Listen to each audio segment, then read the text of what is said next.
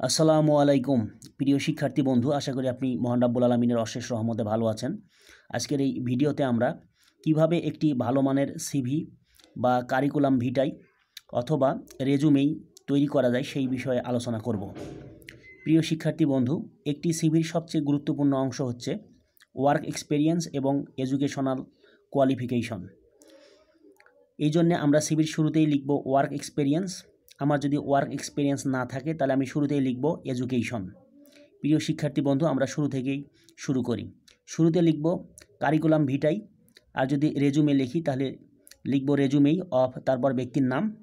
উপরে সিভির একদম উপরে ডান পাশে যদি আপনি অনলাইনে এই সিভিটি জমা দেন তাহলে কম্পিউটারের সাহায্যে 1 কপি ছবি সংযুক্ত করে নেবেন। আর যদি আপনি ডাকযোগে কিংবা সরাসরি এই সিভিটি জমা দেন তাহলে সেক্ষেত্রে আপনি চাকরির বিজ্ঞাপনে ঠিক যত কপি ছবি চাওয়া হবে ঠিক তত কপি ছবি আপনি পিন আপ করবেন।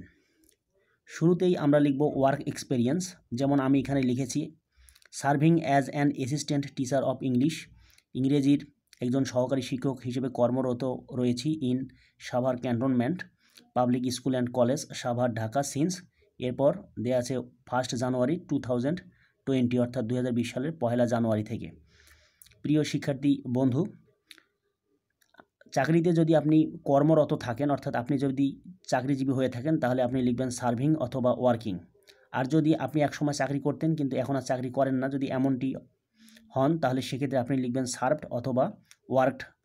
যেমন আমি এখানে লিখেছি served as an assistant teacher of English in Savar cantonment public school and college, Savar, Dhaka from 1 January 2020 to 1 December 2023।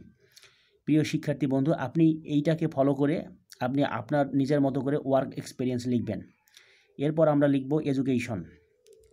আমরা সর্বশেষ পরীক্ষার নাম লিখব আগে, এরপর ধীরে ধীরে আমরা একদম আমার যে প্রথম এসএসসি পরীক্ষা সেই এসএসসি পরীক্ষার দিকে চলে আসব।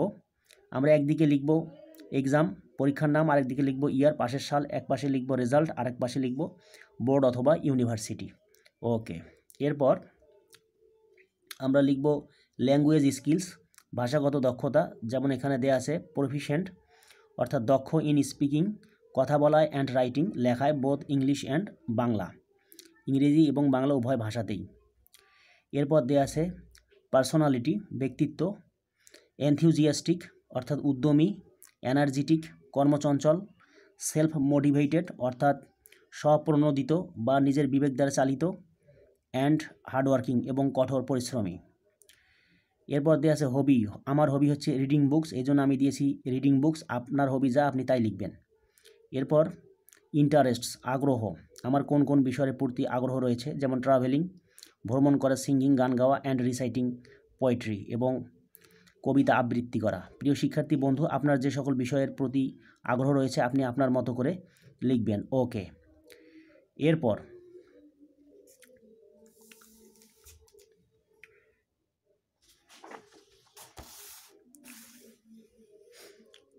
এরপরে আমরা লিখব পার্সোনাল ইনফরমেশন, ব্যক্তিগত তথ্য, আপনার নিজের নাম, বাবার নাম, মায়ের নাম, তারপর মেইলিং অ্যাড্রেস অর্থাৎ যোগাযোগের ঠিকানা, নিজের গ্রামের নাম, পোস্ট অফিস, পাশে পোস্ট কোড জানা থাকলে সেটিও লিখতে হবে, উপজেলা, এরপর ডিস্ট্রিক্ট বা জেলা, এরপর ইমেইল নাম্বার, মোবাইল নাম্বার, এরপর জন্ম তারিখ অর্থাৎ ডেট অফ বার্থ, এরপর ন্যাশনালিটি জাতীয়তা, এরপর ন্যাশনাল আইডি নাম্বার, এরপর রিলিজিয়ন ধর্ম, এরপর জেন্ডার, মেল হলে মেল আর ফিমেল হলে ফিমেল, এরপর মেরিটাল স্ট্যাটাস অর্থাৎ বৈবাহিক অবস্থা, বিবাহিত হলে লিখবেন ম্যারিড আর অবিবাহিত হলে লিখবেন আনমেরিড অথবা সিঙ্গেল।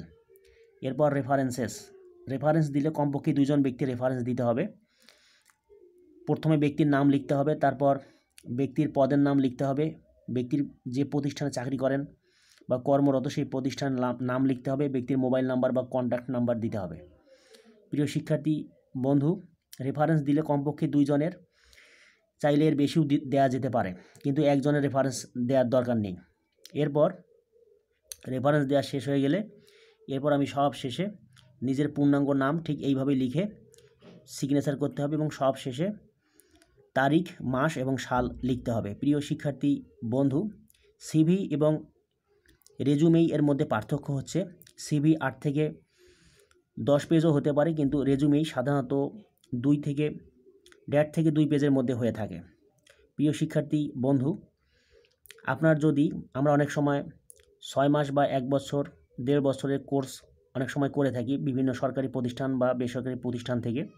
আপনার যদি এরকম কোনো কোর্স করা থাকে বা আপনি যদি কোনো সংস্থার সাথে জড়িত থাকেন, আপনার যদি কোনো বিশেষ কোনো যোগ্যতার সার্টিফিকেট থাকে, আপনি সেগুলো আপনার সিভিতে সংযুক্ত করতে পারেন, তাহলে আপনার সিভি আরও সমৃদ্ধ হবে।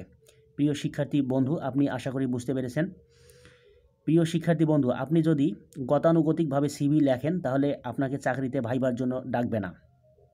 তাই আপনার সিভি হতে হবে আপনার মতো। আপনার সিভি শুধু আপনারই কথা বলবে।